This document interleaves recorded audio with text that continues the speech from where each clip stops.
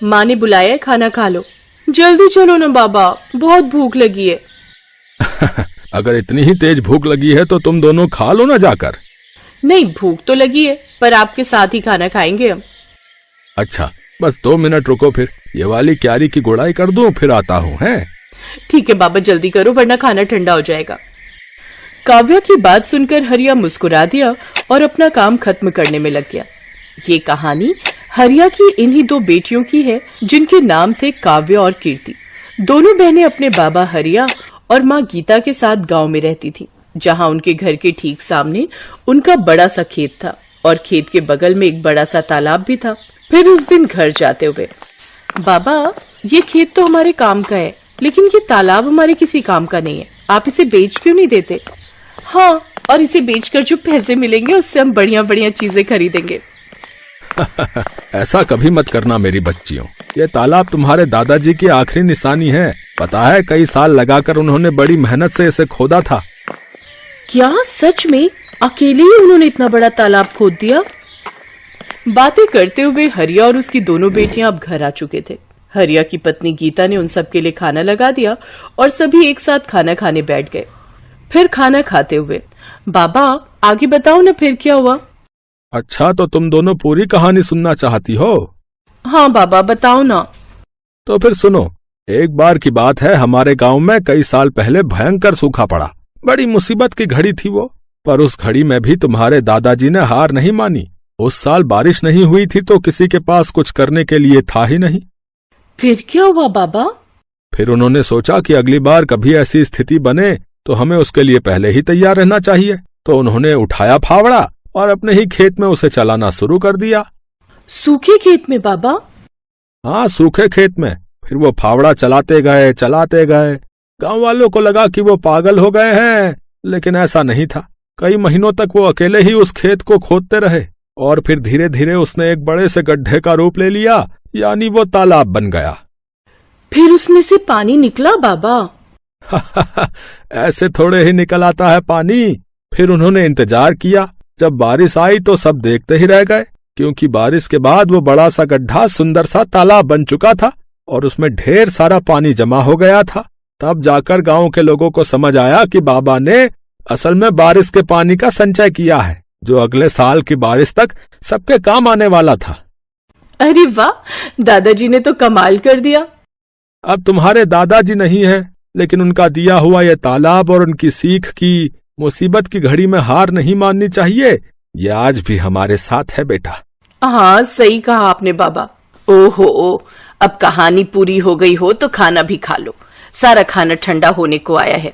बाबा, माँ तो बहुत गुस्से में लग रही है। कोई बात नहीं, मुसीबत की घड़ी में हार नहीं माननी चाहिए। अब जल्दी से खा लो, इससे पहले कि बात हाथ से निकल जाए। हाँ। काव्या और हरिया फुसफुसाते हुए हंसने लगे। इसी तरह कई साल बीत गए। फिर एक साल उनके गांव में फिर से सूखा पड़ा। परिवार के लिए बड़ी दिक्कत आ गई। हरिया को एक बीमारी ने जकड़ लिया। गर्मी और बीमारी की वजह से हरिया और तालाब दोनों ही सूखते जा रहे थे।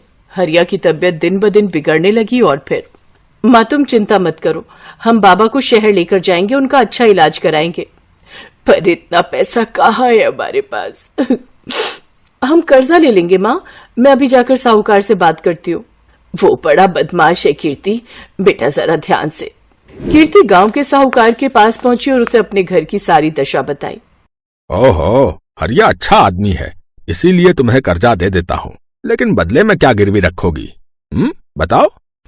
हमारे पास ले देकर एक तालाब ही है भान सिंह जी। अरे उस नाले जैसे गंदे तालाब का मैं क्या करूंगा भाई? उसके बदले तो कोई ढेला भी ना दे। एक काम करो, तुम मुझे अपने खेत के कागज दे दो और 2 लाख रुपए ले लो, ठीक है?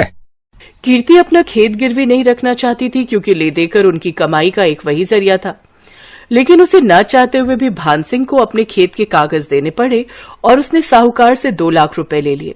माँ तुम चिंता मत करो, देखना बाबा का इलाज अच्छे से हो जाएगा, वो पहले की तरह एकदम ठीक हो जाएंगे। हाँ, भगवान करे ऐसा ही हो। थोड़ी देर बाद पूरा परिवार बस में बैठकर शहर के लिए निकल पड़ा।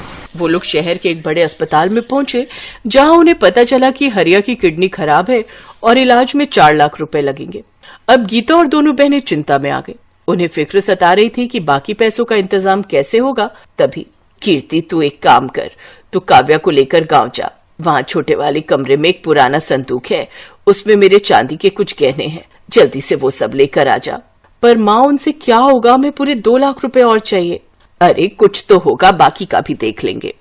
गीता की बात मानकर दोनों बहनें वापस गांव चली आईं और घर पहुंचते ही उन्होंने उस संदूक को खोला। ये पहली बार था जब उन्होंने उस संदूक को खोला था। उस संदूक को खोलते ही सबसे पहले ढेर सारी धूल निकली।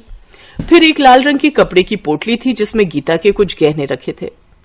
हे भगवान, मेरी माँ की शादी की निशानी भी अब हमें बेचनी पड़ रही है, हमारी मदद करो भगवान। कीर्ति की आंखों में आंसू थे। तभी काव्या की नजर संदूक की तली पर पड़ी जो कुछ उठी हुई सी थी। उसने वहां से लकड़ी का वो हिस्सा हटाया तो वहां उसे एक छोटी सी डिबिया नजर आई। दीदी ये क्या है और इसे इतना छुपा कर क्यों रखा है? पता नहीं, रुक मैं इसे खोल कर देखती हूँ। जैसे कीर्ति ने वो डिबिया खोली उसमें एक बड़ी सी चाबी और एक चिट्ठी थी। कीर्ति ने वो चिट्ठी खोली जो असल में उसके दादा ने अपने बेटे हरिया के लिए लिखी थी। कीर्ति ने चिट्ठी को पढ़ना शुरू किया। मेरे बेटे हरिया, मैं जानता हूँ कि तू मुझसे बहुत प्यार करता है, पर अब मेरी उम्र हो चली है और ये बीमारी मुझे अपने साथ लेकर ही जाएगी। तूने अपनी जिंदगी भर की कमाई मेरे इलाज पर खर्च कर दी, लेकिन ये ठीक बात नहीं है। आगे तेरी संतानों को भी पैसों की जरूरत पड़ेगी। एक राज छिपा कर रखा मैंने तुझसे, ताकि तू या तेरी संतानें सही वक्त आने पर उसका इस्तेमाल कर सके। तालाब की खुदाई करते वक्त मुझे कुछ मिला था, ये चाबी तेरी सारी समस्याएं खत्म कर देगी। बस याद रखना कि ये चाबी असल में मेरे दिल की है। दीदी क्या दादाजी ने पैसे या गहने छुपा कर रखे होंगे कहीं? हाँ काव्या, लगता तो ऐसा ही है। तू सोचना, जरूर दादाजी के पास कुछ ऐसा था जिसकी मदद से वो खुद का इलाज करा सकते थे, लेकिन उन्होंने वो हमारे बाबा और हमारे लिए छोड़ दिया और अपने प्राणों का बलिदान कर दिया। पर सवाल ये है कि क्या बाबा को इस बारे में कुछ पता नहीं चला? कैसे पता चलता? कितना छुपा कर तो रखी थी ये डिबिया दादाजी ने, वो तो पता नहीं कैसे मेरी नजर पड़ गई इस पर। लेकिन दीदी ये चिट्ठी के आखिर में किस तरह की पहेली है? अब हम दादाजी का दिल निकाल कर कहाँ से लाएं? बुद्धू वो किसी तरफ इशारा कर रहे हैं। उन्होंने कहा कि ये चाबी मेरे दिल की है। इसका मतलब कोई ऐसी चीज जो उनके दिल के सबसे करीब थी। उनके दिल के सबसे करीब तो बाबा हैं, पर बाबा में चाबी थोड़ी ही लगेगी, कुछ और सोच। हाँ दीदी, उनके दिल के करीब वो तालाब ही है जो उन्होंने बहुत मेहनत से खुद ही खोदा था। शाबाश, सही कहा। पर इतने बड़े तालाब में हम ये चाबी कहाँ लगाएंगे? किस जगह? सोच कीर्ति, सोच। दीदी चाबी तो किसी ताले में ही लगेगी और ताला जरूर किसी चीज की तो सुरक्षा कर रहा होगा। हाँ, जैसे कोई पुराना संदूक, लेकिन वो संदूक पूरे तालाब में कहाँ है ये कैसे पता चलेगा? और पूरा तालाब खोदने में तो बहुत वक्त लग जाएगा। हाँ, और डॉक्टर ने जल्दी पैसे मंगवाए हैं। क्या करे दीदी? मिल गया, मान गई। दादाजी तो बहुत ही समझदार थे। मतलब उन्होंने एक ही पहेली में 2 उत्तर दिए हैं। उनके दिल की चाबी मतलब तालाब, और दिल कहाँ होता है? शरीर के बीचों बीच। तो हम तालाब के बीचों बीच खुदाई करेंगे, वो भी रात को। वाह दीदी, क्या दिमाग पाया आपने। वैसे दीदी एक बात तो माननी पड़ेगी, दादाजी बहुत समझदार थे, लेकिन शायद वो जानते थे कि उनकी आने वाली पीढ़ियां भी बहुत समझदार होंगी, तभी तो उन्होंने इतनी मुश्किल पहेली रखी थी। काव्या की बात सुनकर कीर्ति मुस्कुरा दी और फिर रात में उन दोनों ने तालाब के बीचों बीच खुदाई शुरू कर दी। और थोड़ी सी खुदाई के बाद उन्हें वहां से वाकई एक संदूक मिला। और फिर जब उसे खोला गया तो उसमें ढेर सारे सोने के सिक्के थे। दीदी क्या ये सोने के सिक्के हैं? हाँ काव्या, दादाजी ने सही कहा था कि सारी मुश्किलें हल हो जाएंगी।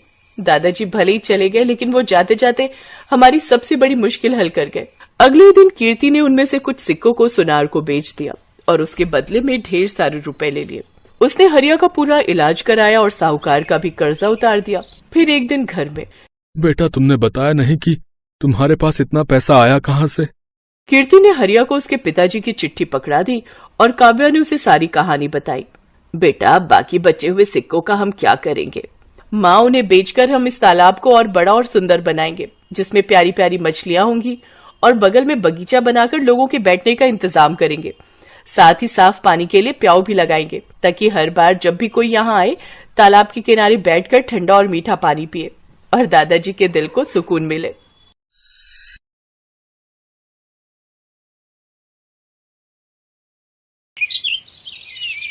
बंटी और बबली दोनों सगी बहनें, दोनों ही एक नंबर की चालाक थी।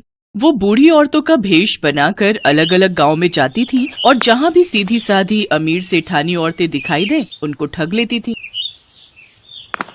अरे मोरी मैया, ये तो सच में जादू हो गया। मुझे भी कोई ऐसी दवाई दे दो। मैं तो बिल्कुल ऐसी 20 साल की जवान लड़की बनना चाहती हूँ।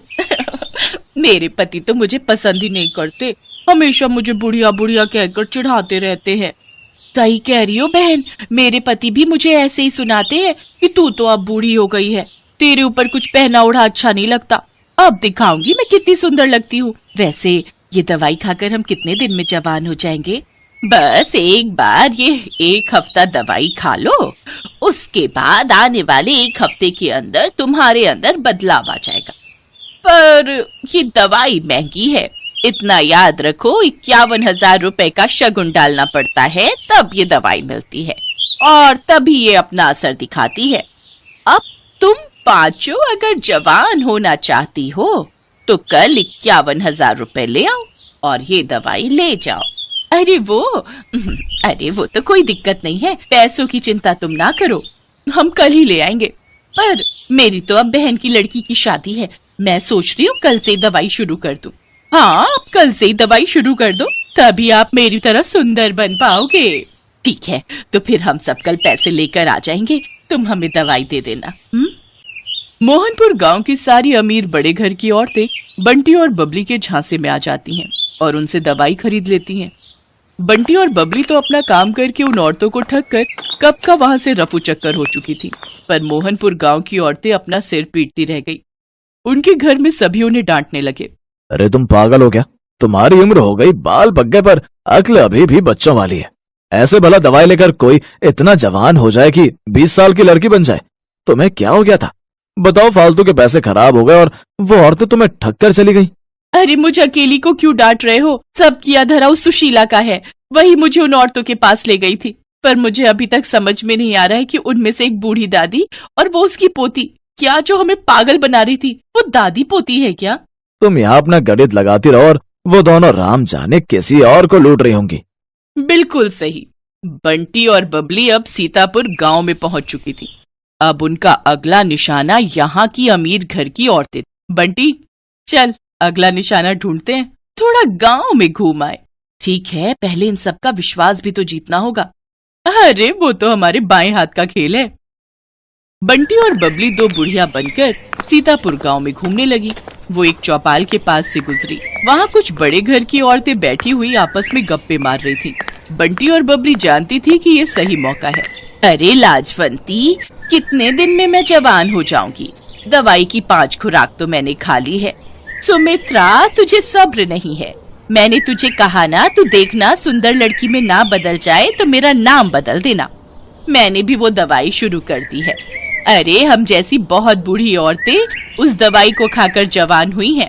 ये दोनों बुढ़िया औरतें गांव में नई दिखाई दे रही हैं, पर ये किस दवाई की बात कर रही हैं? जरा पूछ तो। अरे बहन जी, जरा रुकना, आपको इस गांव में पहली बार देखा है। आप ये किस दवाई की बात कर रहे हो? जी नमस्ते। हम दोनों तो बूढ़े से जवान होने की दवाई की बात कर रहे हैं। हम वो दवाई खा रहे हैं। अब बूढ़े शरीर से काम नहीं होता, उम्र हो चली है, शरीर कमजोर हो गया है। हमें किसी ने दवाई दी थी कि इसको खाने से हम बहुत जल्दी जवान लड़की बन जाएंगे, तो हम इसी बारे में बात कर रहे हैं। हाय हाय हाय, सचमुच बुढ़ापा झेला ही नहीं जाता। कभी कोई बीमारी शरीर को घेर लेती है तो कभी कोई। हमसे अब बुढ़ापा सहन नहीं होता, इसलिए हम जवान होने की दवाई खा रहे हैं। अच्छा, तो उससे कोई भी जवान हो सकता है? अगर हम लोग वो दवाई खाएं, क्या तुम हमें भी वो दवाई दे सकती हो? हाँ, क्यों नहीं, वो दवाई तो हम जरूर दे सकते हैं। उसके लिए 51,000 रुपए देने होंगे, वो शगुन होता है। हाँ ठीक है, पर पहले आप हमें इस बात का सबूत दो कि वो दवाई सचमुच हमें जवान बना देगी। मेरी दवाई को 5 दिन हो चुके हैं, बस कल एक दवाई और लेनी है, फिर परसों मैं तुम्हें एक जवान लड़की के रूप में दिखाई दूंगी। ठीक है, तो फिर हम परसों ही दवाई खरीदेंगे।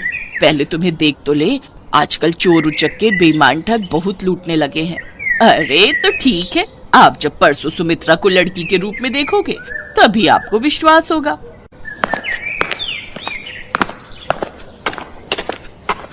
यार बबली, अब कुछ दिनों के लिए बाहर घूमने चलेंगे, बस ये थोड़े और पैसे आ जाए। बहुत थक गई हूँ मैं ये बुढ़िया बन बनकर।